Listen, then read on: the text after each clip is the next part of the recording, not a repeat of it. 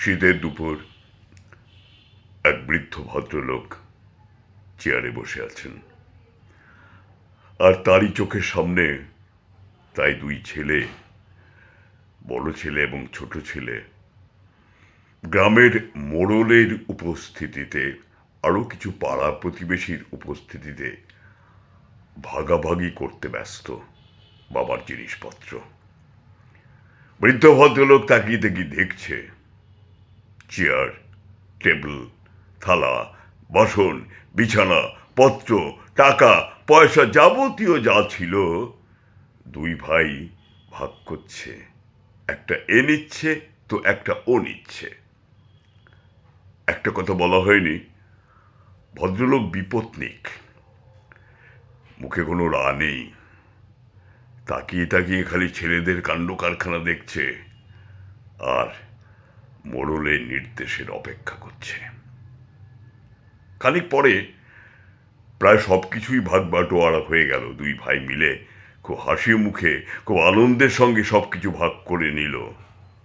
এবারে মোড়ল মশাই বললেন, তা বাবারা, তোমরা তো সবকিছুই নিলে, এবার বাবার কি হবে? মানে বাবা কোথায় থাকবে বা বাবাকে কিভাবে বাবা বাস করবে বা বাঁচবে সেটা ভেবেছো কি? বলো, কেন ভাববো না, নিশ্চয়ই ভেবেছি। বাবা 6 মাস আমার কাছে, মানে বড় ছেলে বলছে 6 মাস আমার কাছে থাকবেন, আর ছোট ছেলে বলছে কেন বাকি 6 মাস আমার কাছে থাকবে, দুবাই ভাগ ভাগ করে বাবাকে নেব। এতক্ষণ বৃদ্ধ ভদ্রলোক কোনো কথা বলেননি। এবার চোখ দুটো লাল করে তিনি বলেন, থামো! আমাকে ভাগ করার অধিকার তোমাদের কে দিয়েছে? হ্যাঁ, বাড়িটা এখনো আমার। আমি তোমাদের দুজনকে যদি অনুমতি দিই তাহলেই তোমরা আমার বাড়িতে থাকতে পারবে। শোনো, আমি সিদ্ধান্ত নিলাম, আমার এই বাড়িতে তুমি ছোট ভাই, তুমি 6 মাস থাকতে পারবে, আর তুমি বড় ভাই, তুমি 6 মাস থাকতে পারবে। বাকি 6 মাস তোমরা কে কোথায় থাকবে সেটা দেখা আমার বিষয় নয়। মোড়ল মশাই অভিভূত, অবাক। এমন বিচার, এমন ব্যবস্থা তিনি জীবনে কখনো দেখেননি।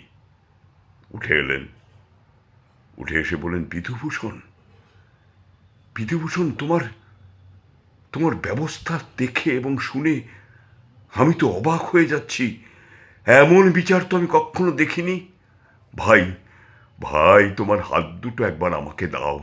আহা, ঠিক, যেমন কর্ম তেমন ফল, যেমন কর্ম তার তেমন শাস্তি।